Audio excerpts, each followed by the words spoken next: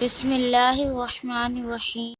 السلام علیکم ورحمۃ اللہ وبرکاتہ۔ الصلاۃ والسلام علیک یا رسول اللہ وعلی آلک واصحابک یا حبیب اللہ۔ Welcome to world Islamic teacher. اگر آپ میرے چینل پر نیو ہیں تو کائنڈلی میرے چینل کو سبسکرائب اور بیل آئیکن پر کلک کر دیں تاکہ میری ہر آنے والی ویڈیو بر وقت بآسانی آپ تک پہنچ سکے۔ نظر کبھی کمزور نہ ہوگی جو وضو کے بعد آسمان کی طرف دیکھ کر ایک بار سورہ انا انزلناہ پڑھ لیا کرے، انشاءاللہ عز و جل اس کی نظر کبھی کمزور نہ ہوگی۔ وضو کے بعد سورہ قدر پڑھنے کے فضائل۔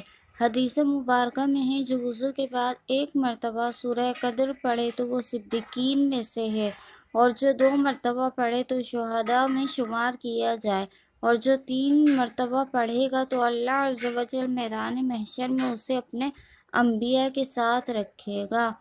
انشاءاللہ عز و جل آپ بھی یہ عمل کریں اور اس ویڈیو کو اپنے عزیز و اقارب، دوست، احباب کے ساتھ شیئر کریں تاکہ وہ لوگ بھی وضو کے بعد سورہ انا انزلناہ کی تلاوت کر سکیں۔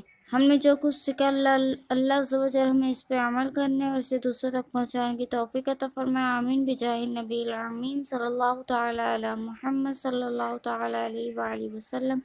فی امان اللہ۔ اللہ حافظ۔